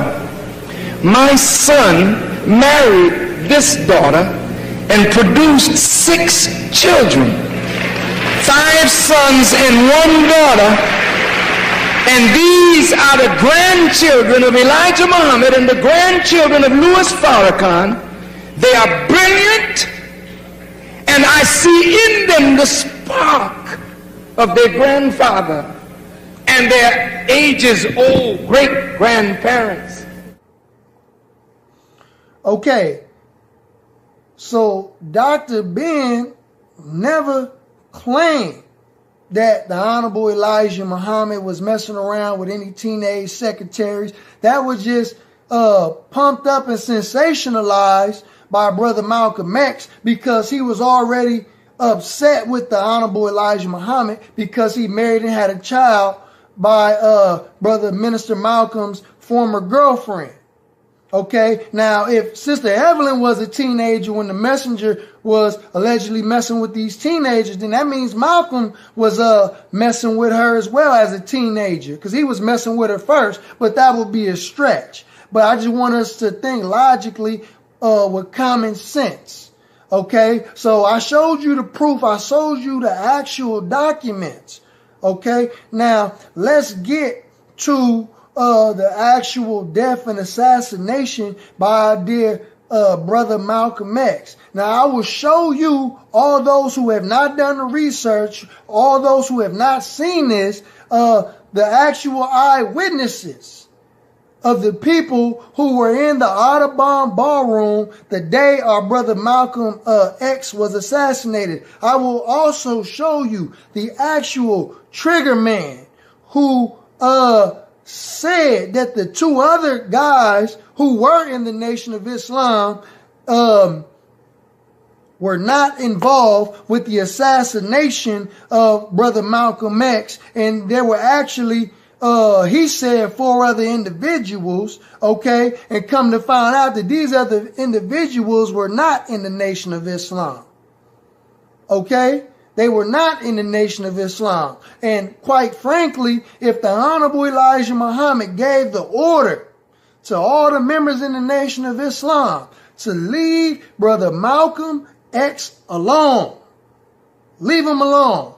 So anybody who goes outside of that order, outside of those instructions, is not with the Nation of Islam. They are not Muslims, okay? They are working with the government. They are working with another entity outside of the Nation of Islam, because you are not operating under the authority or instructions and orders of the Nation of Islam when you go and you do things outside of protocol. And that's how it works.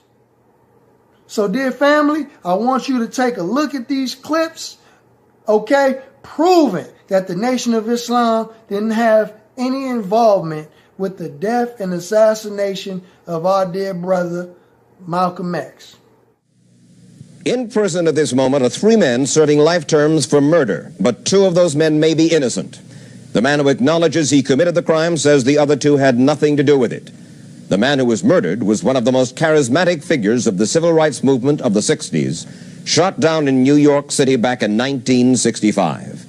Who really killed him? Before long, it became apparent to those looking into his death that he had been gunned down by the black Muslims. Why the black Muslims? Malcolm had had a falling out with the leader of the black Muslims, the Honorable Elijah Muhammad, a man deeply revered by his disciples. Malcolm had committed the unforgivable sin of charging that his former leader, Elijah Muhammad, was an adulterer, that he had fathered children with several of his female assistants. I talked with Malcolm about that back in 1964. And how many of these illegitimate children did he father with the sisters? Well, he made 6 sisters pregnant. They all had children. 2 of those 6 had 2 children. One of those 2 is having a child right now. Malcolm was aware, even as he spoke, that what he was saying would cause him to be called a traitor by the black Muslims. If someone came to me and I had no knowledge whatsoever of what had taken place, and they told me what I'm saying, I would kill them myself. Are you not, perhaps, afraid of what might happen to you as a result of making these revelations? Oh, yes. I probably am a dead man already. 6 months later, he was. And this is one of the men who killed him, Thomas Hagen, a New Jersey black Muslim sentenced to life in prison for murdering Malcolm X. Hagen admits to the murder and says he killed him because of what Malcolm was saying about his religious leader, Elijah Muhammad. In addition to Hagen, 2 other black Muslims were arrested and charged with the killing. This is Norman Butler, a devout Muslim who has earned a college degree in prison. So far, he has spent 17 years of a life term in prison for killing Malcolm X. Norman Butler, did you kill or help to kill Malcolm X? Absolutely not.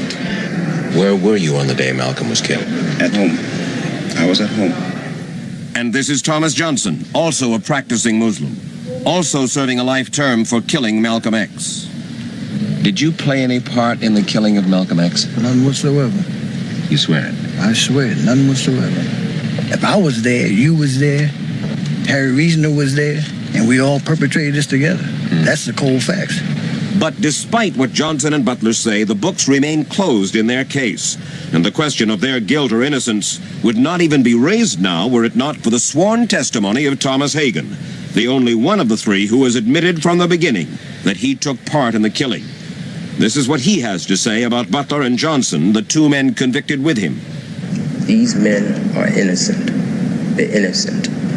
I cannot say why witnesses testified against them, but I can honestly say that it's not the first time that witnesses have lied against men. What has happened to these men is just as bad as what has happened to Malcolm. The three have been serving time in 3 different prisons in the state of New York. 3 convicted assassins, with the one maintaining that the other 2 are innocent.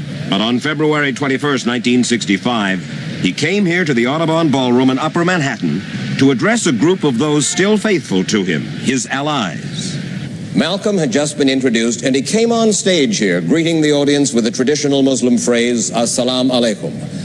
Suddenly, an argument broke out several rows back in the audience. Malcolm urged the crowd to calm down, and his bodyguards moved toward the disturbance out there. It was then the shots rang out, Malcolm fell to the floor. In the chaos that followed, more shots were fired into Malcolm's body. The only man arrested at the scene of the crime was Thomas Hagen. He virtually fell into the hands of police, who had to tear him from Malcolm's angry followers. Norman Butler and Thomas Johnson were not picked up as suspects until a week after the killing.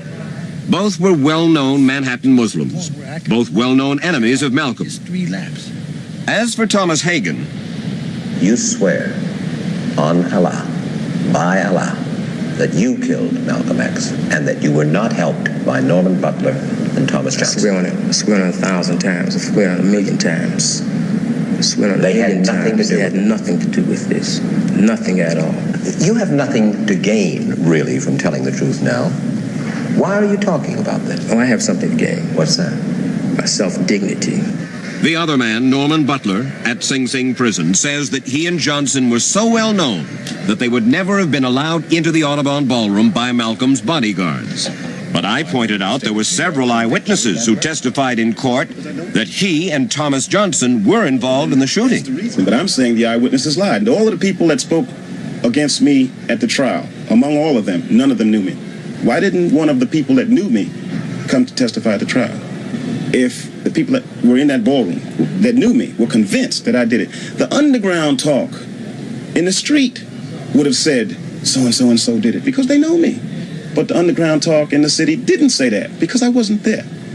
This man knew Butler and Johnson well. He is Benjamin Goodman, and he was Malcolm's chief assistant who introduced Malcolm X to the audience just moments before he was shot.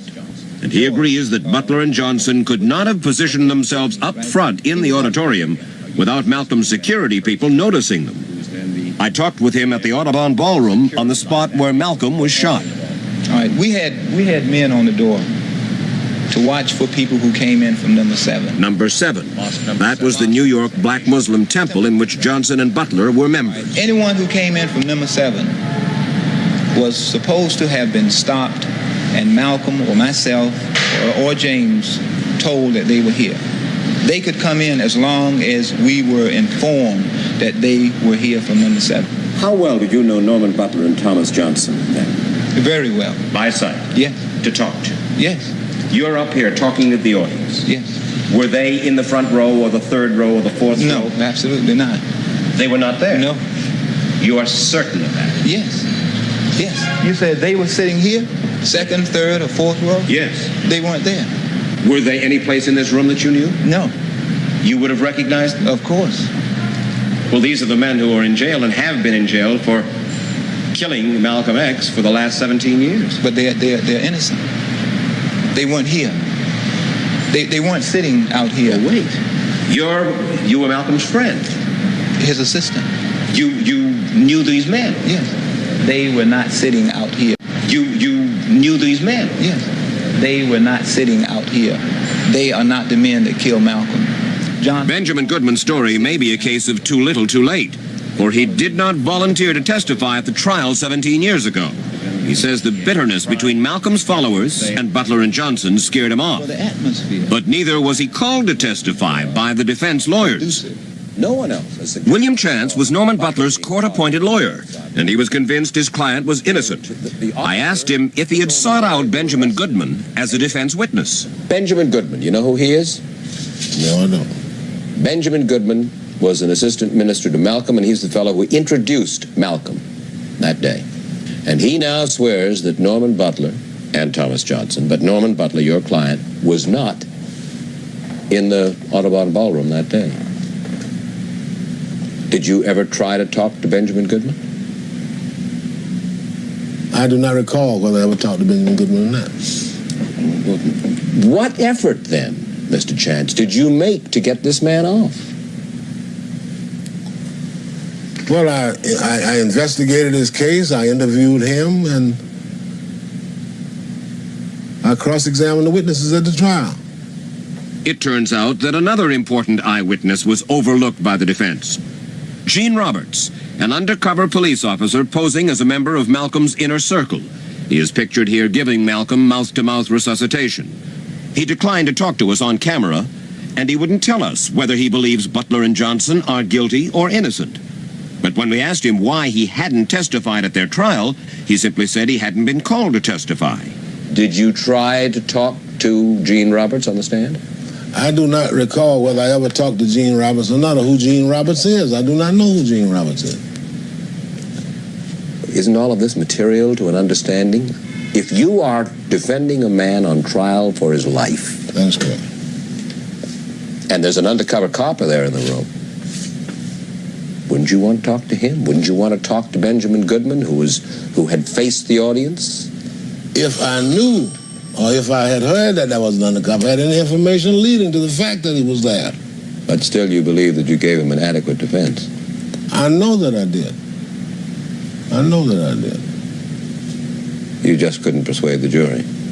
Well, I didn't persuade the jury. Let's put it that way.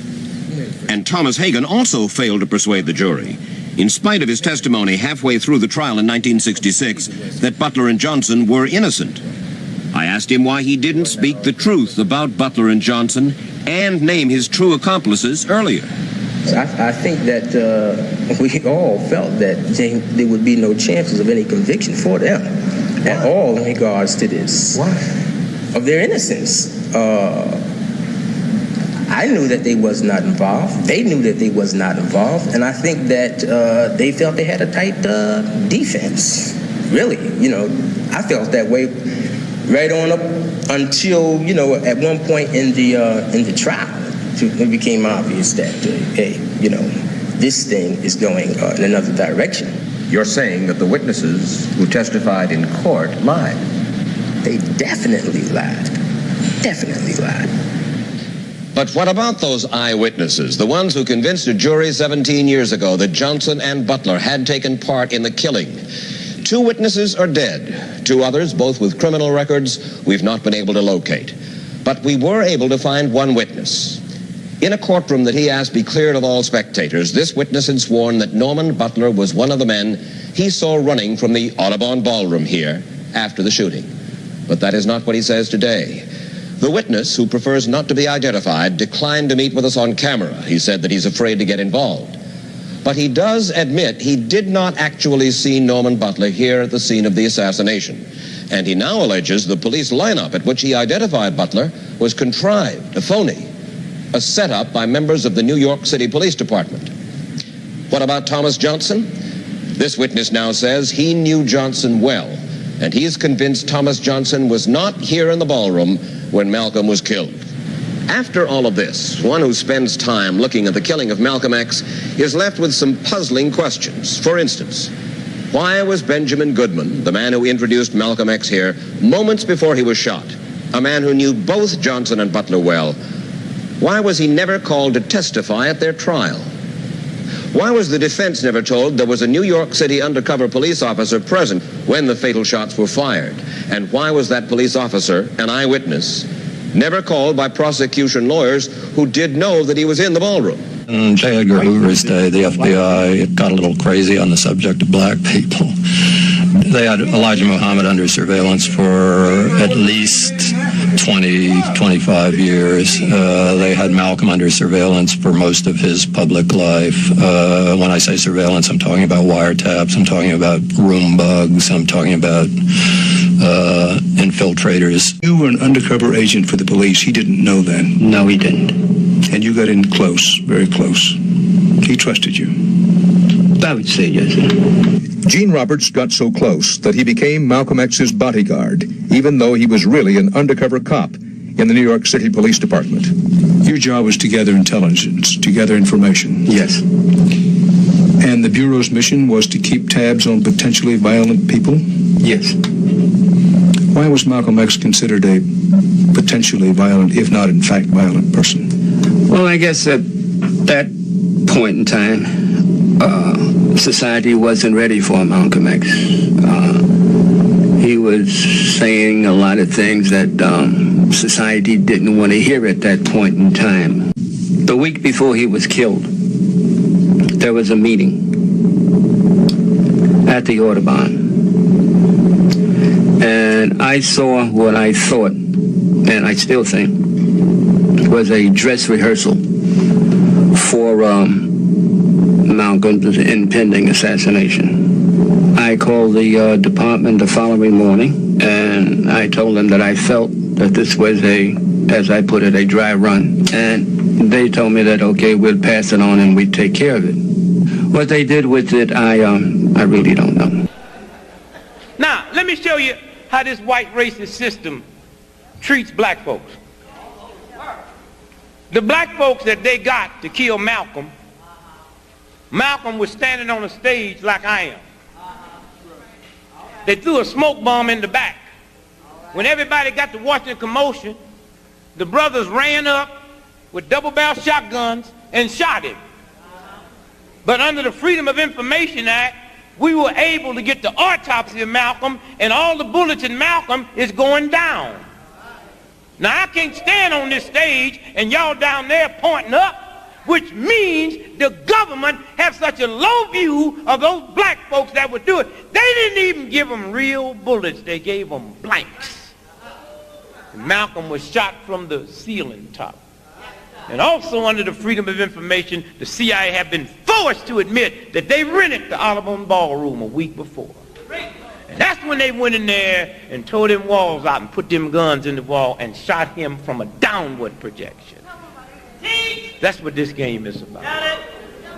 He said, Brother Greg, you coming by today. And I said, Malcolm, I love you. And I said, I love you so much, I don't even want to take a chance to be there. He said, what do you mean, Brother Greg? I said, well, I closed tonight, Sunday night at Basin Street East. And I said, but I had my wife book me a flight into Chicago at 8 o'clock this morning, and I'm going to Chicago, and I had way beneath my salary booked me into a college about 10 miles from the airport. And I'm going to go there and speak this afternoon, and I'm going to stay there until they tell me you dead. Because I'm not going to let this government get two of us for the price of one. And I'm going to call Adam Clayton Powell when I finish talking to you and beg him not to come there. Because today, the United States government is going to get you. Okay. And I'm not going to be there. I love you. I don't even want to take a chance of my heart changing. So I went to Chicago. And when they came and they told me Malcolm's been killed today, I got back on the plane and came back here. Malcolm was killed because of another brother named DePinto.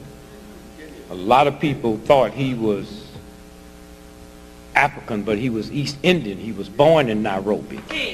He's the one that changed Malcolm's head from black nationalist to Pan-Africanism and made that connection from here to there. And the government said, we can't let this happen. He's the one that persuaded Malcolm when he went to Africa and stayed 7 weeks and met with all the real leaders.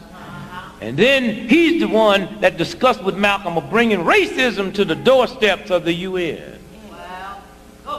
And as Malcolm was being shot dead in New York City, the Pinto was being gunned down in Nairobi. All right. Same time. All right. Same time. So don't tell me about no black Muslims. That's a fact. The same time. Same time. Malcolm was being gunned down.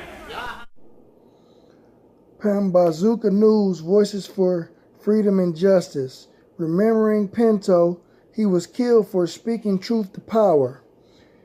When the African-American freedom fighter Malcolm X visited Kenya in 1959, he found he had a lot in common with Pinto.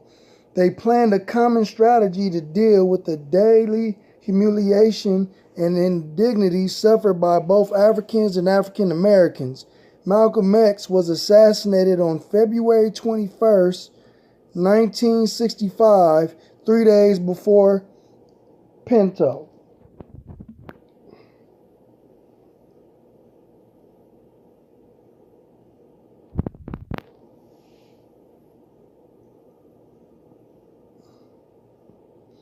In Nairobi on February 24th, 1965, Pinto was shot at very close range in a driveway while waiting for the gate to open. He was with his daughter in his car at the time of the killing.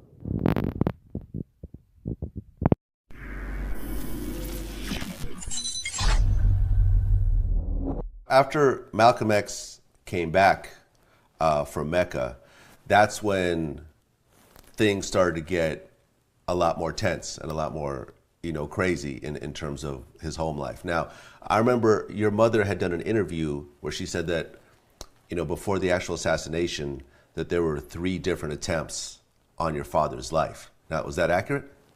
If that's what she said, that was accurate. Okay. If that's what she said.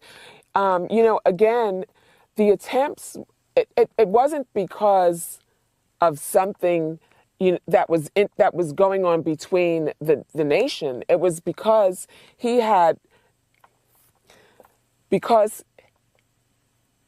gained the support of 33 heads of African, states, and their agenda was to bring the issue of human rights violations to the Supreme Court at the United Nations. And so he was killed shortly after, as were a few other people. Okay, because one of the things that he mentioned was that when he was in Mecca, he was being watched, right, and he was being followed, and right, he felt that it was by the CIA. Right. Do you think that's what happened? Well, I wasn't there, but I believe whatever my father says. Yeah. And so his point was that he wasn't being followed by the Nation of Islam. Okay. So have any of them ever tried to reach out to apologize or anything? Yes. Really? Yes. And there are also some, if you Google Razak, I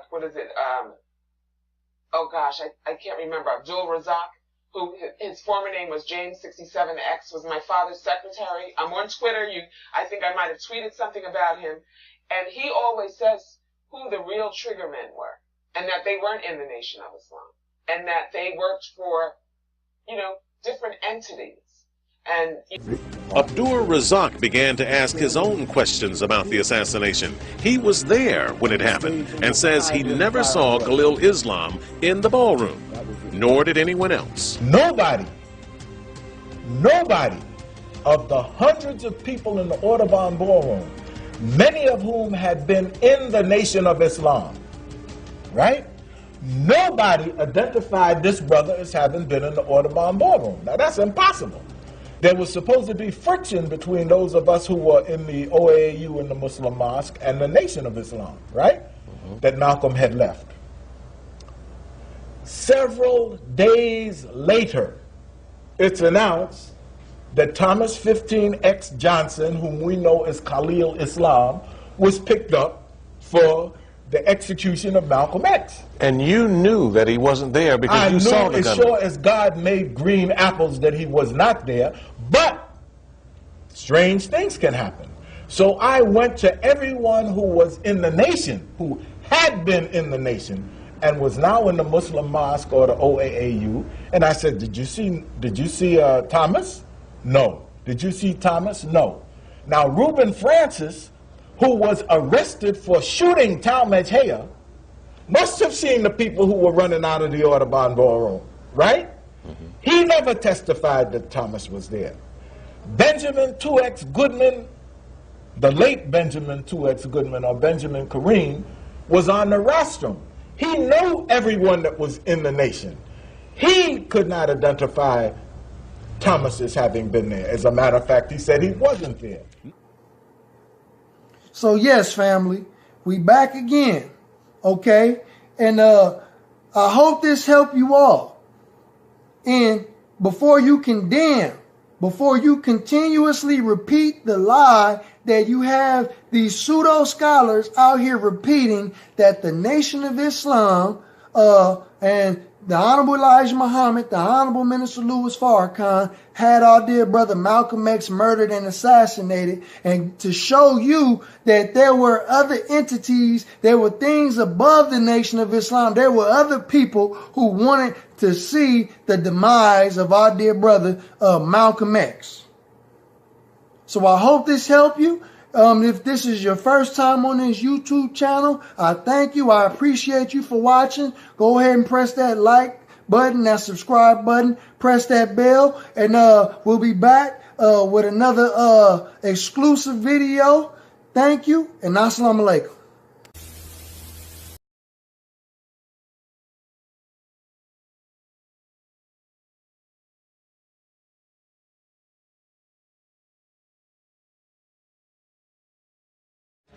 Who is this God that I should let your people go? Aaron, cast down my staff before Pharaoh, that he may see the power of God. In this you shall know that the Lord is God.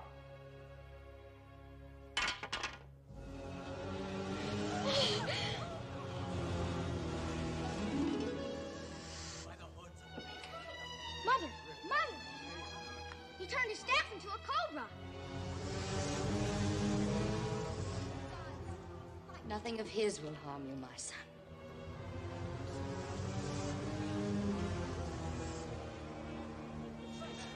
The power of your God is a cheap magician's trick. Join us.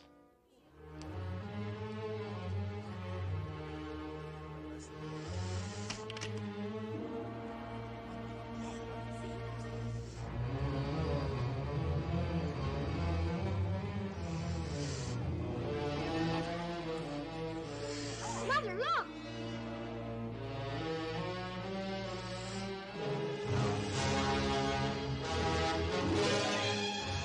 Janice, do you see? Who's a serpent swallows up the others?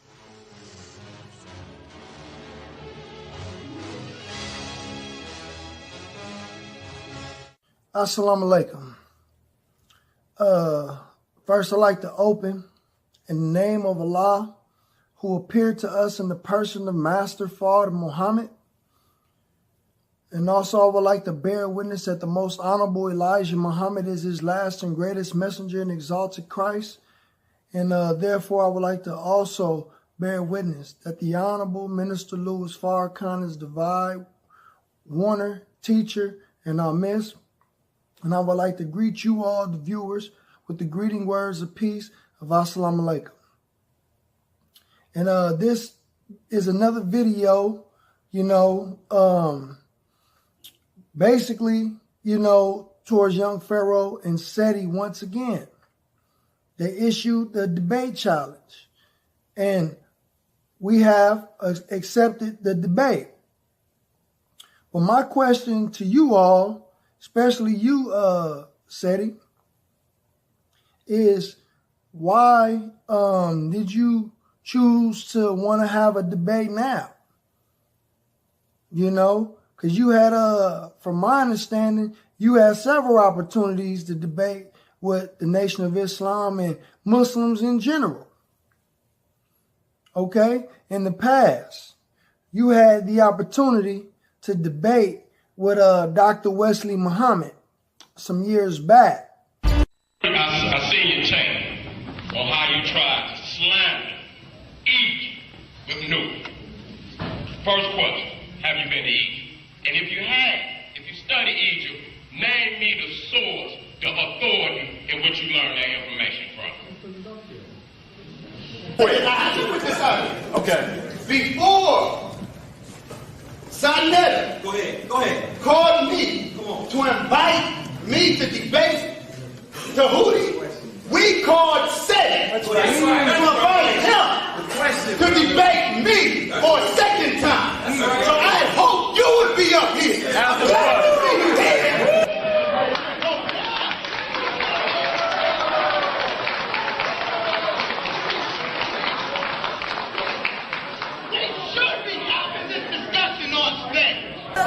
you're here to support your brother. I wish you were the primary. Yeah, you had multiple opportunities to debate Dr. Wesley Muhammad, but now you try to throw shots and poke and pry at the brother, try to make him come out of retirement, you know what I'm saying, sneak dissing and throwing subliminals and, you know, but now you thinking about what happened back then, and it's eating you up so bad that now you just outright calling a brother out. Okay, but what happened back then when you were supposed to debate the brother those 3 different times? What changed? You know what I'm saying? You came across some new information. You know what I'm saying? Was it Scientology? You know what I'm saying? And all this Satanism stuff that you trying to propagate is what's making you bold now? You know, what happened to the debate when you were supposed to debate Dr. Ali Muhammad, another Muslim? Definitely, a lot of people have questions about the potential dialogue / debate with Sara, Suten, SEti. Of course, it was being promoted by Sonetta. Yes. And everything was cool. It was moving along. I did a video shoot with Sonetta June 1st, last Monday. And in that video shoot, Hannibal was in it from the Black Panther Party, and I was just going through points about why I thought that he was not going to bring the information that he needed to be successful, and what I was going to do was try to bring a chronological body of information that would bring more unity amongst our people, instead of breaking it up into Moorish American versus Afrocentric versus Islam, etc. Because it's actually a unified history when you have the proper perception. Indeed, and that's what we were going to do. We were going to prove that the ancient Nile Valley civilization, or the people who, when you read the glyphs, call themselves Moors, or various other terms, these people were a civilization that had sons, daughters, grandsons, and granddaughters. And when you have the augment of Islam re-emerging, it was the re-emerging of this Kushite, Nile Valley civilization, Sumerian civilization, and it did the same thing, which is spread globally and put the foreign people back into the caves in which they came from. So because of poor perception, because of poor scholarship, we don't see that lineage. We get a different perception of history, therefore we take a piece of it and try to make it fight against another piece, when in the historical context, that never went on. You know what I mean? So that's what was the purpose. Said he saw that. Once he saw that all of the ampness that he was trying to get over actually had no place in me speaking in it that way. So he withdrew himself, and in my mind, I'm not trying to be personal, that was cowardly. The debate was not for Ali Muhammad, it was not for Sara SEti, it was for the people to make and take from it and ask the significant questions, to have the opportunity in the atmosphere to ask the significant questions so that we can resolve some of the stuff and move forward. You know, it just seemed like you just have a bad habit of declining debates with Muslims. But every video, every other video that you all do, y'all attacking Muslims. You know, I mean, I want to do your subscribers and your cult following, your viewers. Are they aware of this? That you all, that you declined 3 debates with Dr. Wesley Muhammad, and you also declined a debate with Dr. Ali Muhammad, 2 Muslims, and you claim to be banging on the beast, dear brother? I tell you all what, you know what I'm saying? Yes, we do accept your challenge. We are not afraid of debate. You know, I've been debunking a lot of your points and knocking a lot of your points out of the ballpark, and we can answer any question. We can answer any question. Okay? So don't get it twisted. Family, do not get it twisted for 1 minute that the Nation of Islam and the FOI are scared of a debate. Okay? Don't get it twisted into believing that we will not answer you. Because soon as I saw them videos, you know, I've been going back to back with videos. You know, and as a Muslim, I feel duty bound to hurl truth at falsehood until we knock out his brains. So with that, family, I just wanted to keep it short and I just wanted to keep it strong. I would like to greet you all as I came with the greeting words of peace. Assalamu alaikum.